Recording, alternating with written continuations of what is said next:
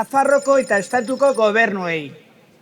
Ikasturte honetako pentsiodunen mugimenduaren mobilizazioak beste etapa baten amaiera iristen ari da. Balantze egiteko eta etorkizunean pentsatzeko unea da.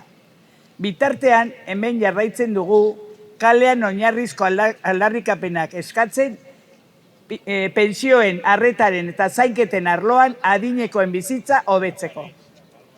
Guztio borrokarekin aurtengo gutxieneko pentsioen osagarria nabarmen hobetzea lortu dugu. Osagarria 14.980 euroa iritsi behar dela bermatuz 1.035 euro 14 ordainagiritan.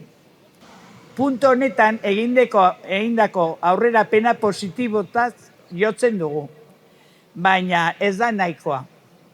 Hori horrela izanik, 2026 urterako aurrekonturi begira gaude, eta parlamentu taldei eta Nafarroko gobernuari ohartarazten diegu mobilizazioetan jarraitzeko konpromisoa irmo mantentzen dugula.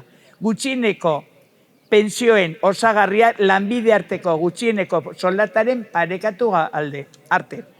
Halaber, mobilizatzen jarraituko dugu osasun sistema publikoa eta zerbitzu soziosanitario publiko komunitario eta universala defendatzeko. Ezin dugu amaitu Israelgo gobernu zionistaren aldetik herri palestinarra jasatzen ari den genozidioa, aipatu eta salatu gabe. Hau ez da gerra bat. Palestinan gertatzen ari dena genozidio bat da. Euskal Herriko hiriburuko txoko honetatik, Nafarroko pentsiodunen mugimendutik, amorru eta elkartasun oihu bat bidaltzen diegu minutu bateko isilunarekin. Gora Palestina askatua!